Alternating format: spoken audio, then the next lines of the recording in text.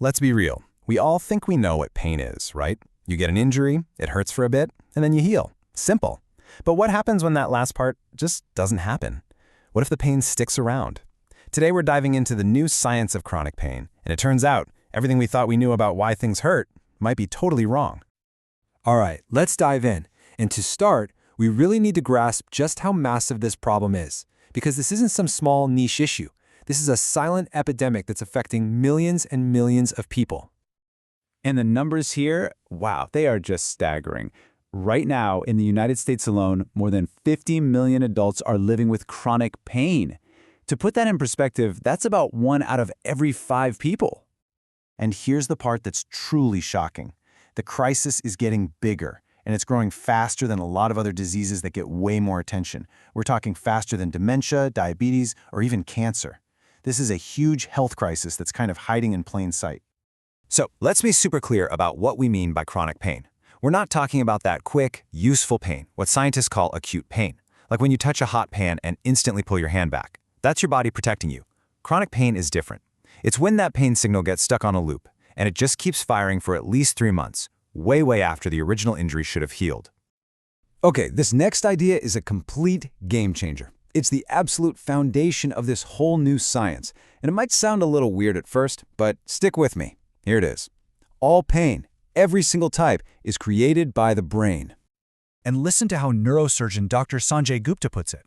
He says, if your brain doesn't decide you have pain, then you don't have pain. Pain isn't just a signal coming from your ankle or your back. It's an experience, a final decision that your brain makes. I mean, think about phantom limb pain, right? Where someone feels agonizing pain in a leg that's not even there anymore. How is that possible? Because the brain is the one making the final call.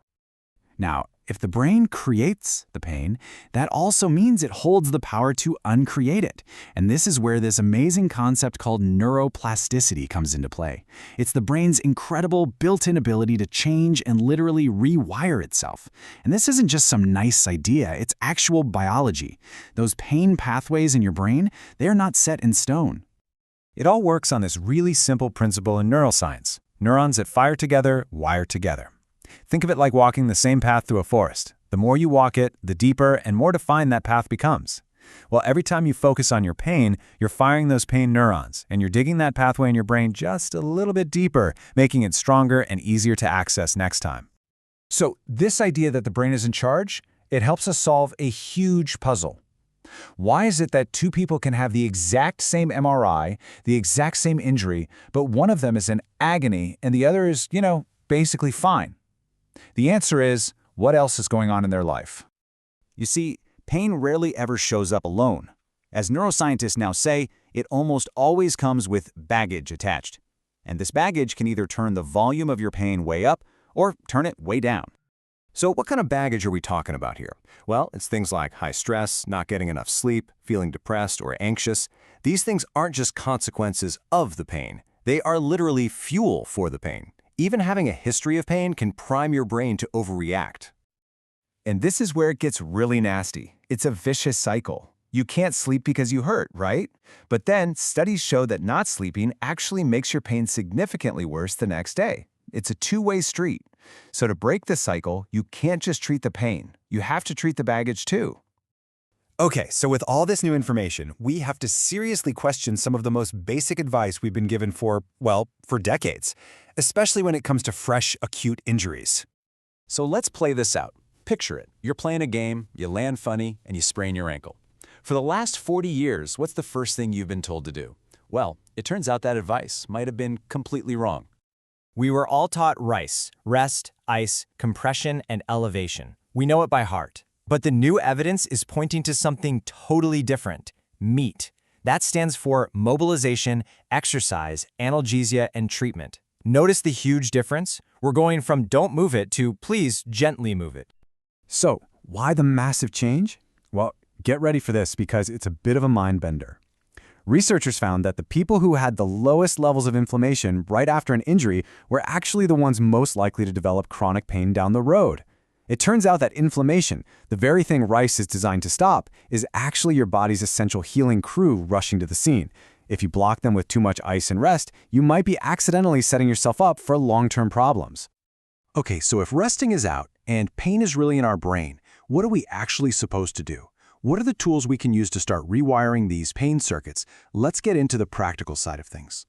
First off, you need to know that your body has its own built-in, super powerful pharmacy. It's called the endogenous opioid system.